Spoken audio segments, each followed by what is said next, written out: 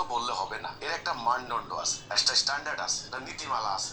আল্লাহ তার কোরআনে দিয়েছে, আমরা কোরআনকে ফলো করছি। আমরা কোরআনের যে নীতিমালা, পর্দার হিসাবের যে নীতিমালা, আমরা অক্ষর অক্ষরে অনুসরণ করছি। আমাদের মেয়েদের মুখ দেখা যায়, চেহারা দেখা যায়। এই কোরআনের ওই পর্দার যে আয়াতটা, ইল্লা মা জাহারা মিনহা, আলেমরা বলুক, বুকে হাত দিয়ে বলুক, সেখানে যে কথাটা আছে নিশ্চয়ই যেটা সাধারণত প্রকাশমান তাহা ব্যতীত, এটা নিয়ে এত বাড়াবাড়ির কি আছে? এই যে দুনিয়ার এখন পর্দা, এই দেখেন কোরআনের আয়াত দ্বারা দলিত ইল্লা মা জাহারা মিনহা, যেটা সাধারণত প্রকাশ পায়। সাধারণত প্রকাশ পায় সেটা কি? সেটা কি? সেটা বুরকা। নারীরা যখন বুরকা পরে তখনও নারীদের সৌন্দর্য বোরকার উপর দিয়েই ফুটে উঠে। বোরকা পরার পরেও নারীদেরকে সুন্দর লাগে। সেই সুন্দরী কথা আল্লাহ তাআলা বলছেন ইল্লা মা জাহারা মিনহা, যেটা এমনিতেই প্রকাশ পেয়ে যায়, যেটা ঢাকা সম্ভব নয়। বোরকার উপর থেকে আরেকটা বোরকা পরে বোরকা ঢাকা সম্ভব না, সেটার কথা বলছে। সব তাফসিরি কিতাব এটার ব্যাখ্যা দেওয়া হয়েছে। আর সে বলতেছে যে জাহারা মিনহা মানে চেহারা। এই যে বাড়াবাড়ি হচ্ছে, এটা নিষেধ। কোরআনে এটাই বলা হয়েছে যে লা ইকরাহা ফিদ্দীন, দিন নিয়ে বাড়াবাড়ি করো না। রাসূল বলছেন বাড়াবাড়ি করে অতীত উম্মাহ ধ্বংস। দেখেন কি বলে, কোথাকার আয়াত কোথায় নিয়ে আইসা লাগায়। হাতির ঠ্যাং ছাগলের লাগায় দেয়, আর ছাগলের ঠ্যাং নিয়ে এসে হাতির লাগায় দেয়। আল্লাহ তাআলা বলছে লা ইকরাহা ফিদ্দীন, দিনের ব্যাপারে জবরদস্তি না, এটা দিন গ্রহণ করার ব্যাপারে। আর সে বলতেছে পর্দার ব্যাপারে আইনা সারি আয়াত লাগাইতেছে, এটা যার যার মনে যেটা চায় সেটা পালন করবে। শয়তানি কথাকার, এগুলো হলো শয়তানি। আপনি দাবি করবেন যে আপনি দিন মানতেছেন, আপনি দাবি করবেন আপনাদের সঠিক দিন, অথচ আপনি এখানে সম্পূর্ণ জিনার বাজার গরম করে দিতেছেন আর চাপাবাজি করতেছেন যে এটাই দিন। হবে নাকি? হবে না। এই যে বাড়াবাড়ির ফল, মেয়েদের হিজাব, পুরুষেরও হিজাব আছে। দুইটাই সূরা নূরের সূরা।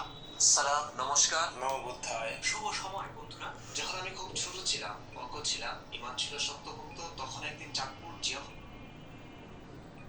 যদি একজন ভালো থাকে, সূরা নূরের সূরা আযহাব, আল্লাহ বলছেন হে মুমিনগণ, দৃষ্টি কন্ট্রোল করো, লজ্জাস্থান হেফাজত করো। হে মুমিনাগণ, দৃষ্টি কন্ট্রোল করো, লজ্জাস্থান হেফাজত করো, এবং বুকের উপরে একটা কাপড় টানিয়ে দাও। দুটো শব্দ আছে এখানে, জালাবিহীন না জয়ুবিহীন না, জিলবাব বুকের উপরে টানিয়ে দাও। শেষ। অনেক কথা বলছে চাদর, কাপড়, এরকম। কিন্তু এরপরে বলছেন ইল্লা মা জাহারা মিনহা, যেটা সাধারণত প্রকাশমান তাহা ব্যতীত। তাহলে সাধারণত প্রকাশমান কি? তার বোঝাই গেল কিছু কিছু প্রকাশমান বিষয় থাকবে, কার্যাবলী, দৈনন্দিন কার্যাবলী সম্পাদনের নিমিত্তে। হাদিসে ক্লিয়ার করা হয়েছে।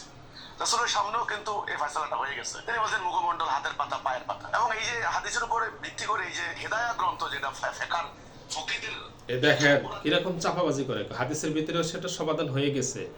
100% শয়তানি, এগুলা শয়তানি। ফিকহ কিতাবের কথা যে বলতেছে, ফিকহ কিতাবের ভিতরে নামাজের কথা বলা হয়েছে। নামাজের ভিতরে চেহারা, হাতে তালু, পায়ের পাতা ঢাকা না থাকলে নামাজ হবে, এগুলা খোলা থাকতে পারবে। কিন্তু নামাজের ভিতরে যদি এইটুক ছাড়া বাকিটুক খোলা হয়, নামাজ নষ্ট হয়ে যাবে, বুঝতে হবে। মহিলাদের চেহারা, হাতের তালু, পায়ের পাতা, এর বাহিরে যদি নামাজের ভিতরে খোলা থাকে তাহলে নামাজ নষ্ট হয়ে যাবে। তাহলে বুঝতে হবে যে নামাজের ভিতরে যে অঙ্গ খোলা রাখা যায় না, ওই অঙ্গ যখন আপনি বাহিরে যাবেন, পর পুরুষকে কিভাবে দেখাবেন? সুযোগ আছে? সুযোগ নাই। 1 নম্বর। 2 নম্বর হচ্ছে নামাজের কথা বলা হয়েছে। 3 নম্বর বিষয় হলো যে এই যে সে কোরআনের আয়াতের কথা বললো, এটা তো আয়াতের সে মন চুক্তি ব্যাখ্যা করলো, কোনো হাদিসও টানে নাই, রেফারেন্স আনে নাই, কোনো কিছুই না। এখন আমি আপনাদেরকে কোরআনের আয়াত দ্বারাই, হাদিস দ্বারাই কয়েকটি রেফারেন্স দিই। দেখেন কোরআনুল কারীমের আয়াতের ভিতরে আল্লাহ রাব্বুল আলামিন পরিষ্কার করে বলে দিয়েছেন, ইয়া আইয়ুহান নাবিয়্যু কুল লিআজওয়াজিকা ওয়া বানাতিকা নিসাইল মুমিনিন ইউদনিনা আলাইহিন্না মিন জালাবিবিহিন। হে নবী, আপনি আপনার স্ত্রী এবং মেয়েদেরকে এবং সমস্ত মুমিন নারীদেরকে বলে দিন, তারা যেন ইউদনিনা আলাইহিন্না মিন জালাবিবিহিন, তারা যেন তাদের চাদরটা মাথার উপর থেকে নিচের দিকে টেনে নেমে ঝুলিয়ে দেয়। টেনে ঝুলিয়ে দেয়, ঝুলিয়ে। তো মাথার উপর থেকে ঝুলিয়ে দিলে কি চেহারা দেখা যাব? চেহারা দেখা যাবে।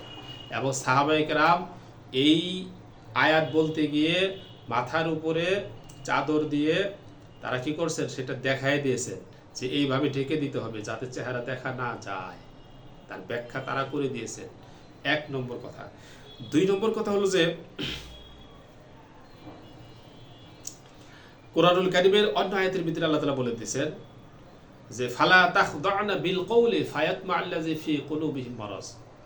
আল্লাহ তাআলা বলতেছেন যে নারীদের কথা যে বলবে পরপুরুষের সাথে, কথা বলতে গিয়েও তাদের পর্দা রক্ষা করতে হবে। পরপুরুষের সাথে এরকম করুণ কণ্ঠে তাদের সাথে কথা বলা যাবে না।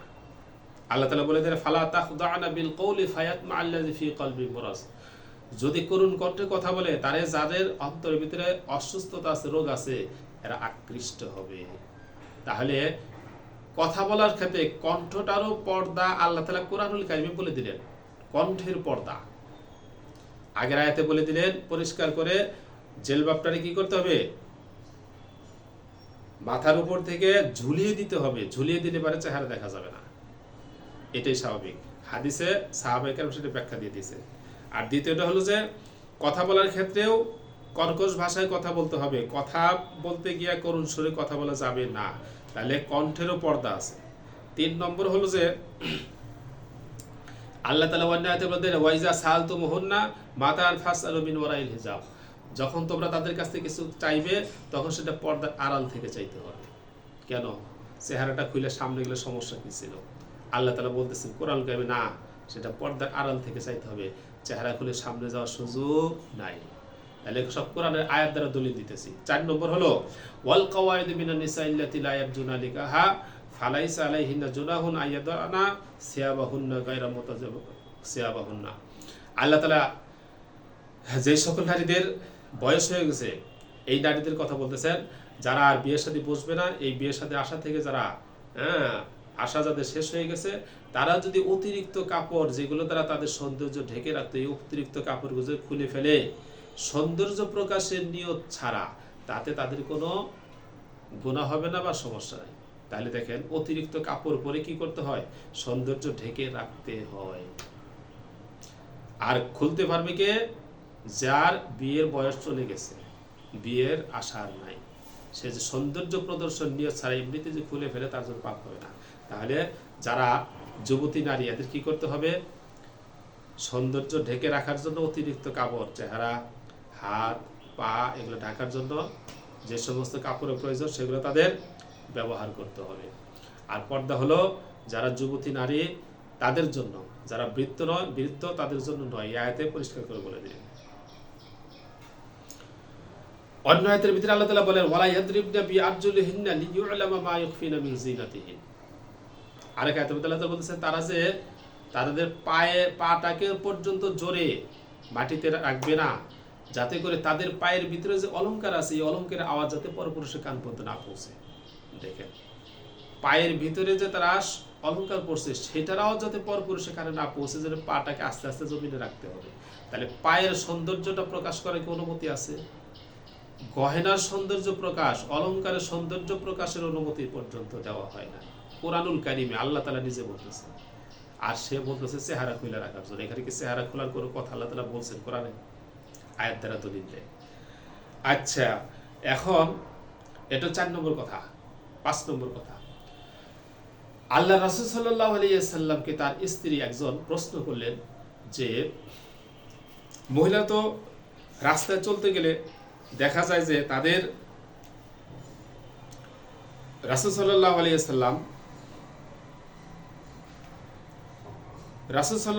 ওয়াসাল্লামকে এক মহিলা প্রশ্ন করলেন, রাসূল সাল্লাল্লাহু আলাইহি ওয়াসাল্লামের স্ত্রী। রাসূল সাল্লাল্লাহু আলাইহি ওয়াসাল্লাম বললেন যে পুরুষ তার কাপড়কে ঝুলিয়ে দিবে টাকনুর নিচে, সেই অংশটুকু জাহান্নামের আগুনে চলবে।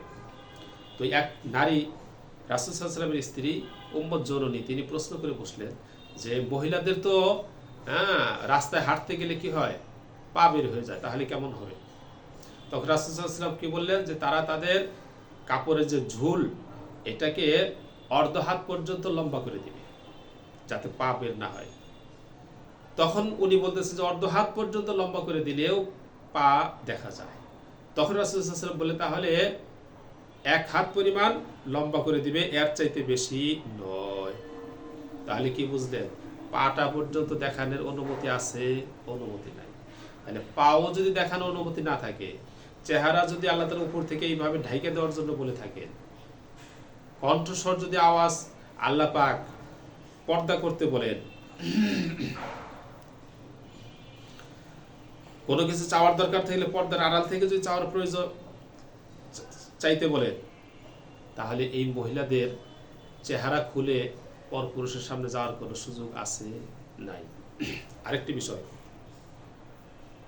এই যে আয়াত, কোরআনের আয়াত, বুঝলাম কোরআনের আয়াতের ভিতরে আল্লাহ রাব্বুল আলামিন চেহারার কথা কয়নি, বাদ রাখলাম।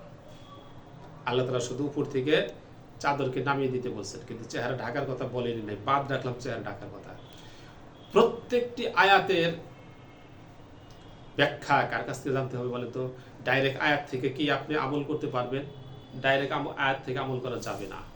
আয়াতের ব্যাখ্যা নবীর কাছ থেকে, নবীর সাহাবীদের কাছ থেকে জানতে হবে, সেই অনুপাতে আমল করতে হবে। এই আয়াত নবীর উপরে, নবীর সাহাবীদের উপর নাজিল হয়েছে, তারা এই আয়াতের উপরে যেইভাবে আমল করছে ওইভাবে আমাদের আমল করতে হবে। একদম পরিষ্কার কথা।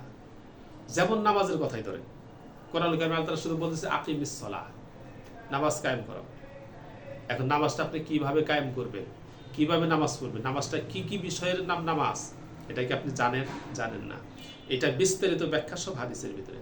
কোরআনে শুধু বলছেন আকিমুস সালাহ, নামাজ কায়েম করো, কিন্তু নামাজটা কেমন, এর পূর্ণাঙ্গ রূপ হাদিস, নবীজির হাদিস থেকে জানতে হবে। ঠিক তেমনি ভাবে আল্লাহ তাআলা পর্দার কথা বলে দিয়েছেন, কিন্তু সেই পর্দাটা কিভাবে হবে সেটা নবীর সাহাবীদের জীবন থেকে, নবীর স্ত্রীদের জীবন থেকে জানতে হবে।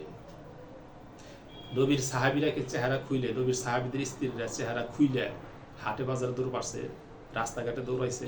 নবীর স্ত্রীগণ এটা করছে? করেন নাই। আমার ভাইরা, পর্দার আয়াত নাযিল হওয়ার পরে তারা চেহারা ঢেকে ফেলেছেন। নবীর স্ত্রী আয়েশা রাদিয়াল্লাহু আনহা, উম্মুত জননী, তিনি বলতেছেন হজের মধ্যে কিন্তু চেহারা খোলা রাখতে হবে। আচ্ছা দেখেন, এই একটা হাদিস দ্বারাই প্রমাণ হয়ে যায় যে চেহারা বাকি সময় ঢেকে রাখতে হবে।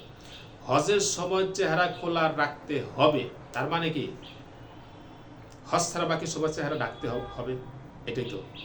হজের সময় পর্যন্ত নবীর স্ত্রী আয়েশা রাদিয়াল্লাহু আনহা বলেন যে আমরা তওয়াফ করা অবস্থায় পুরুষদের যখন দল আসতো তখন আমরা চেহারা ঢেকে ফেলতাম, তারা আবার আমাদের অতিক্রম করে চলে গেলে চেহারা খুলে দিতাম। কি বুঝলেন? হজের সময় যেখানে চেহারা খোলার নিয়ম সেখানে পর্যন্ত চেহারা ঢাকতেন, তাইলে অন্য সময় কি খোলা রাখতেন? ঢেকে রাখতেন। কাজে এই যে সেলিম সাহেব যে কথা বললো মহিলাদের পর্দার ব্যাপারে, এগুলা হলো শুধু মহিলাদেরকে এইভাবে ঘর থেকে বের করে নেওয়ার উদ্দেশ্য হলো যে মহিলাদেরকে পণ্য হিসাবে তারা ব্যবহার করতে চায়।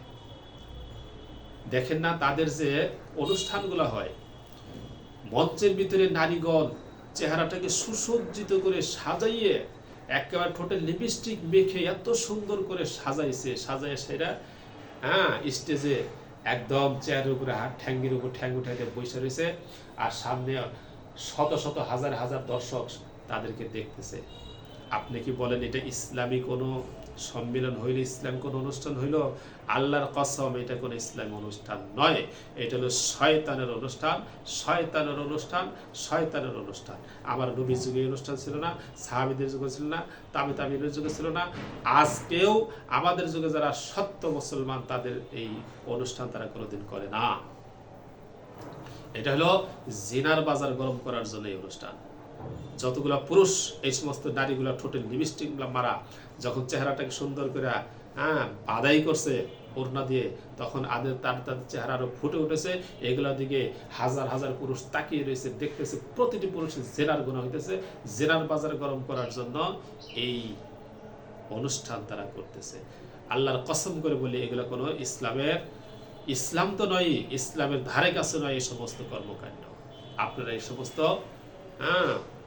বদ্দিন এবং ধোঁকাবাজি শয়তানি থেকে আপনারা সাবধান থাকার চেষ্টা করবেন।